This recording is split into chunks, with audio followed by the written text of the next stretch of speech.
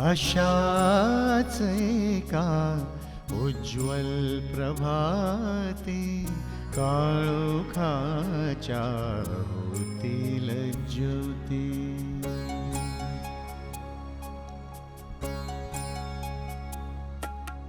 मरणाची ना भीती मलाही, जगण्याशी ना वैर माझे.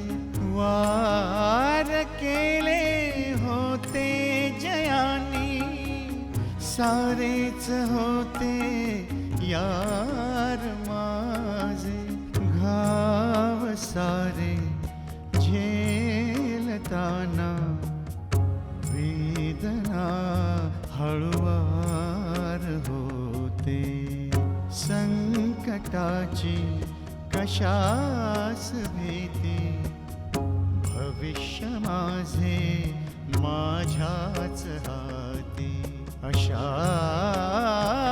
एका उज्ज्वल प्रभाती. लग्नाच्या दिवशी विश्वास तिथे आला होता हे मला माहिती होतं. काय बाबा, अहो अजून असं किती दिवस लपून राहायचंय मी? आम्ही सांगेस तोवर. ह्या अशा भयान जागेत एकट्यानं राहणं म्हणजे खेळ वाटतो का तुम्हाला?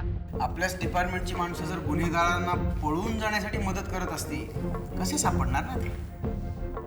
कंपाऊंडात शेत खायला लागलंय. तुम्हाला काय म्हणायचंय सावंत? मॅडम, मी तुम्हाला काहीच बोललो नाही. तुम्हाला का राग आला? म्हणजे कसं आहे, मी आधी पण सुचवलं होता. उपाय सांगतोयस ना? आपण काय करू, चंदूचं लग्न करून टाकू.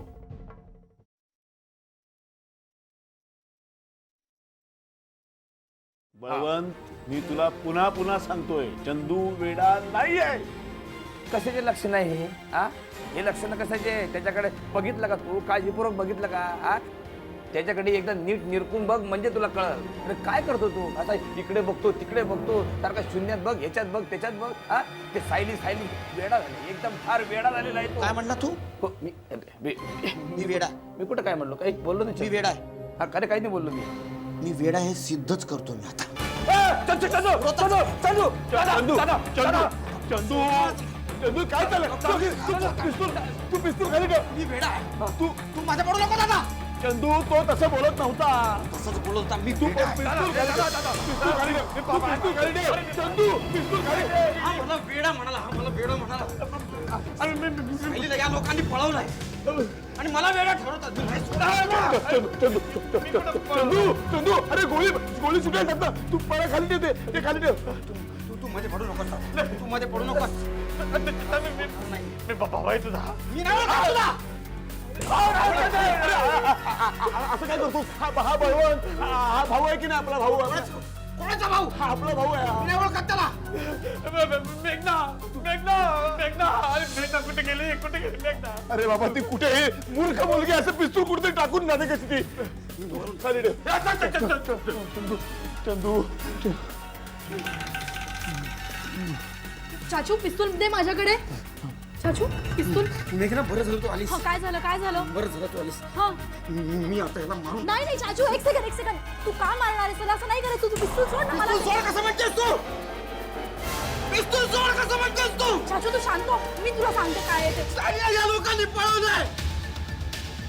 तुला वाटत नाही या लोकांना शिक्षा झाली पाहिजे? हे बघ चाचू, मी तुला सांगते आता. चाचू शांत हो. नाही सोडणार त्याला. अरे चाचू ऐक माझं. अरे सोड बाबा, सोड. चाचू, अरे अरे ती घालेल ना. तुला त्याला मी मारायचं ना. पोलीस आहे की नाही? हा, आणि सायलीवर अत्याचार करणाऱ्या लोकांना आपण शिक्षा करणार आहोत. आपण दोघांनी मिळून शिक्षा करायची. हा ना. हो, पण आता आपण घरी आहोत की नाही? हा, हे बघ, बाबा आहे, बळवंत काका इथे. हा, तू नाही गोळी घालायची, मी आहे ना. माझ्या सायलीला पळवून नेलं. हो मारून टाकेन इथे करा. चाचू शांत हो, बघू शांत हो.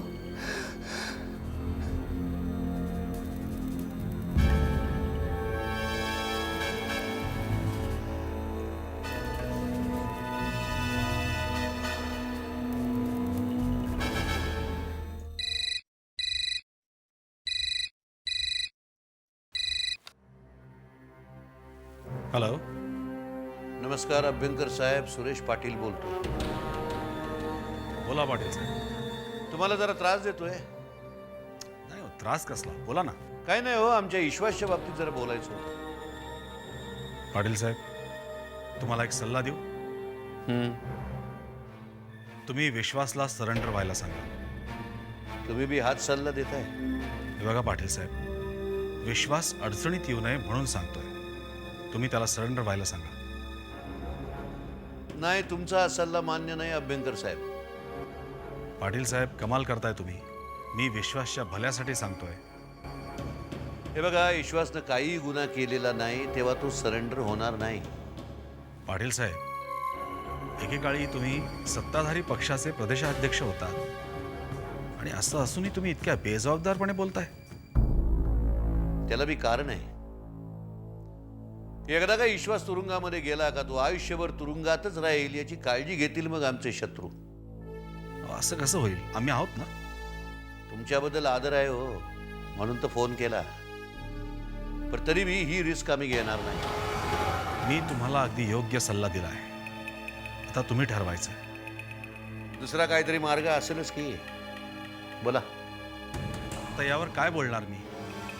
पाटील साहेब, एवढंच सांगतो की तुम्ही खूप मोठी चूक करताय.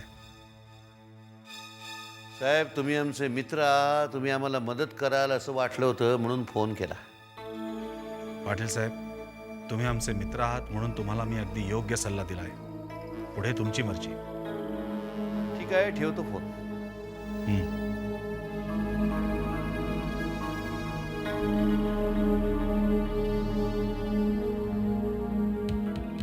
अशाच एका उज्ज्वल प्रभाती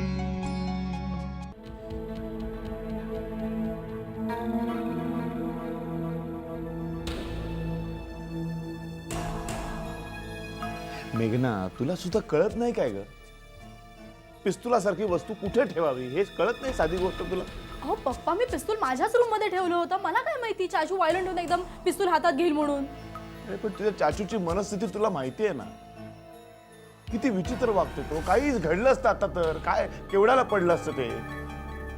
चुकून एखादी गोळी निसटली असती तर मी तर सस्पेंडच झाले असते. हो, नुसती सस्पेंड नसती झाली, आधीच तुझ्या विरुद्ध इतकी प्रकरणं गाजतायत.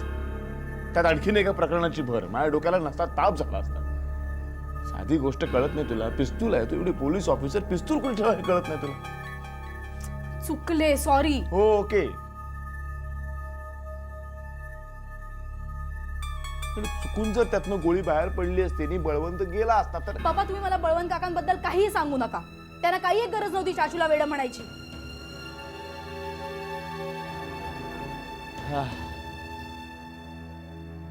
काही म्हण मेघना, चंदू मात्र फार विचित्र वागतो.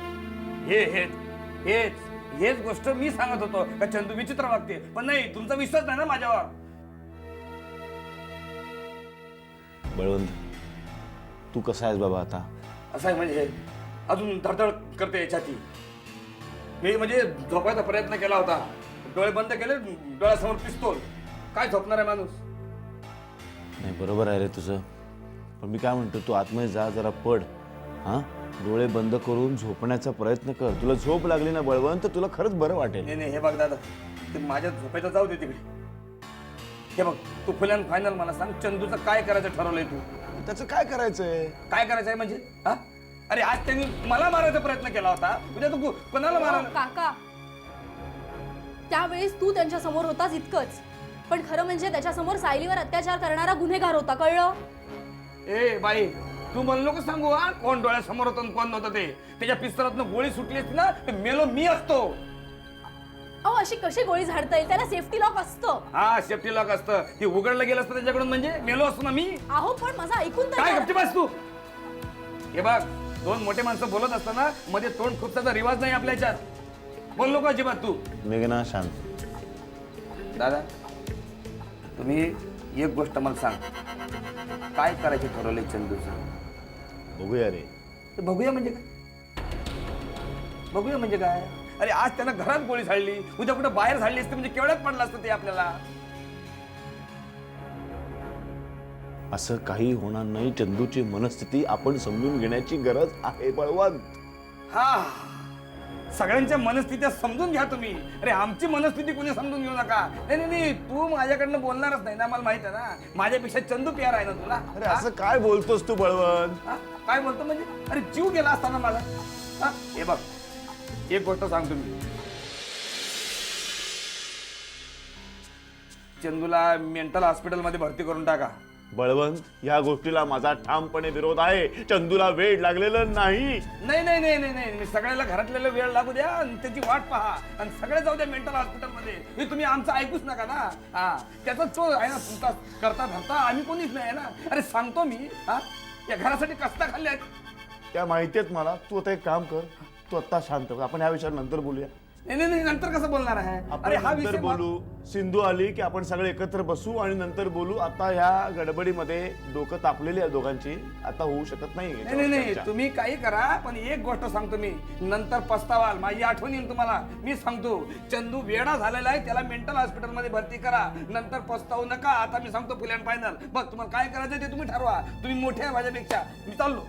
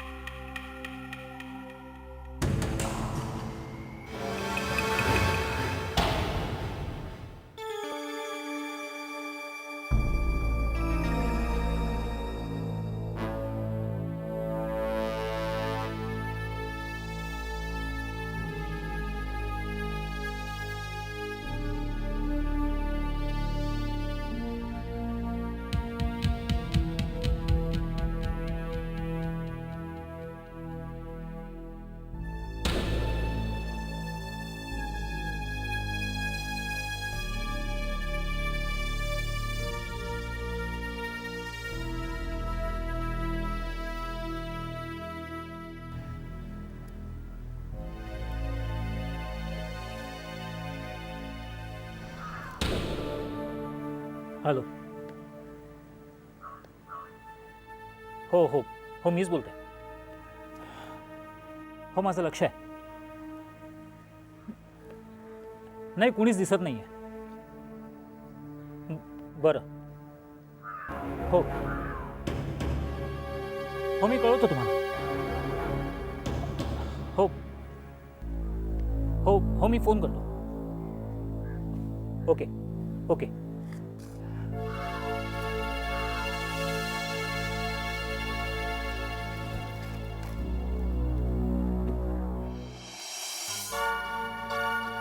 अशाच एका उज्ज्वल प्रभाती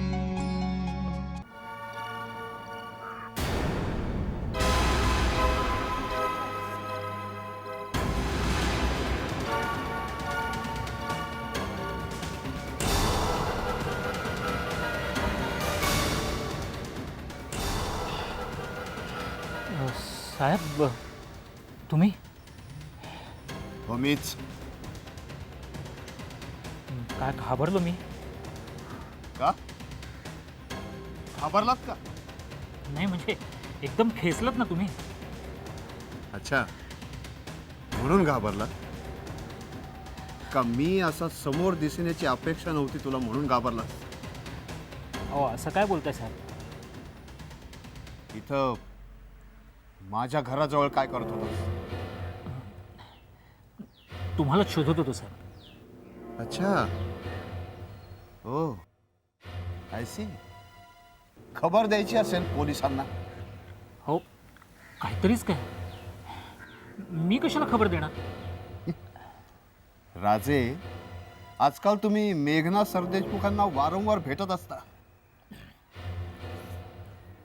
तुम्हाला कोणी सांगितलं.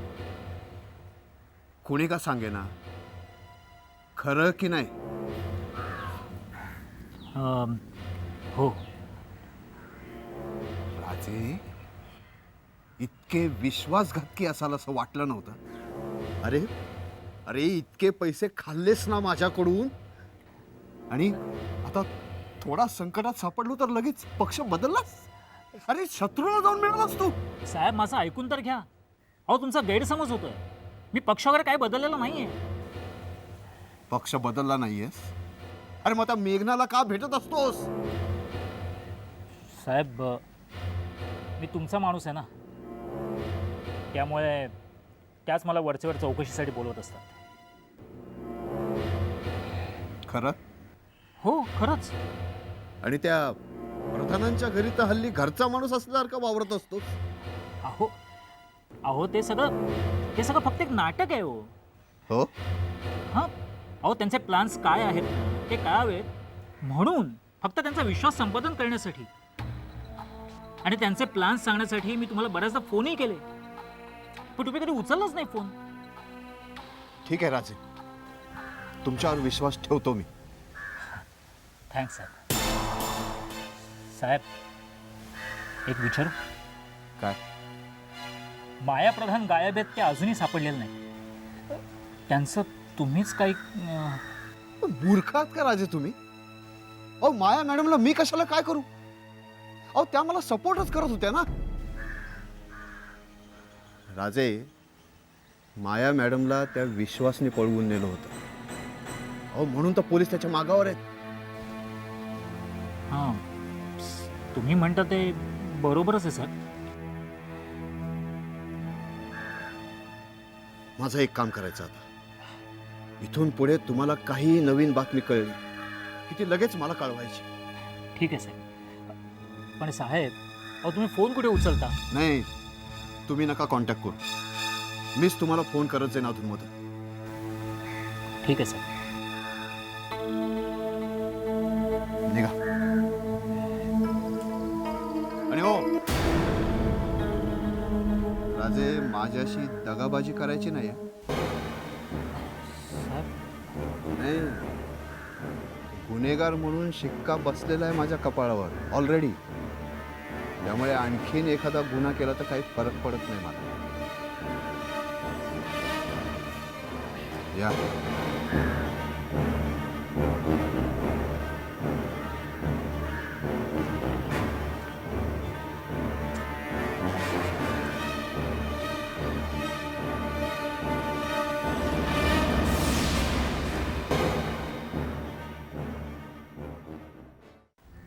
विश्वास कुठे माहिती?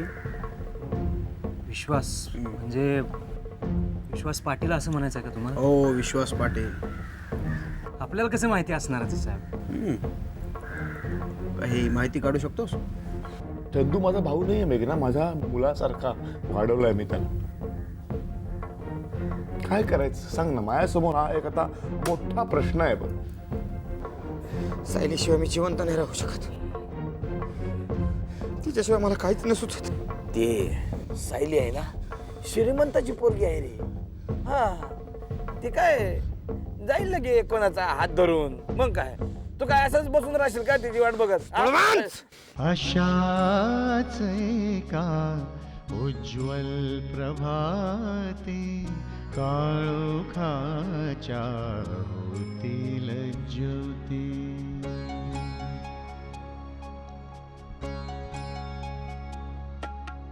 मरणाची